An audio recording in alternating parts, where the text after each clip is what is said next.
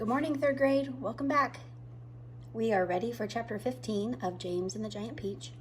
If you remember from chapter 14, the peach was being held on to the tree just by the stem, and the centipede had crawled up to the top and was chewing the stem, and now he chewed all the way through and they're starting to roll. So let's see where they go.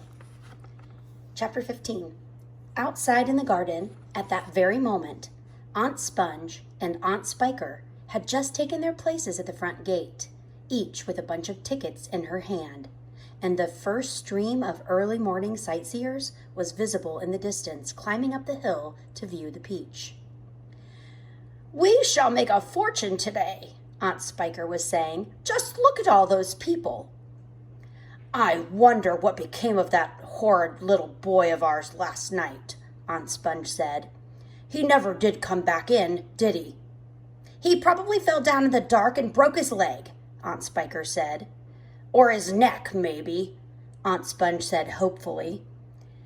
"Just wait till I get my hands on him," Aunt Spiker said, waving her cane. "He'll never want to stay out all night again, and by the time I've finished with him, good gracious me, what's that awful noise?" Both women swung around to look. The noise, of course, had been caused by the giant peach crashing through the fence that surrounded it, and now, gathering speed every second, it came rolling across the garden toward the place where Aunt Sponge and Aunt Spiker were standing. They gaped. They screamed. They started to run. They panicked. They both got in each other's way. They began pushing and jostling, and each one of them was thinking only about saving herself. Aunt Sponge, the fat one, tripped over a box that she had brought along to keep the money in and fell flat on her face. Aunt Spiker immediately tripped over Aunt Sponge and came down on top of her. They both lay on the ground, fighting and clawing and yelling and struggling frantically to get up again.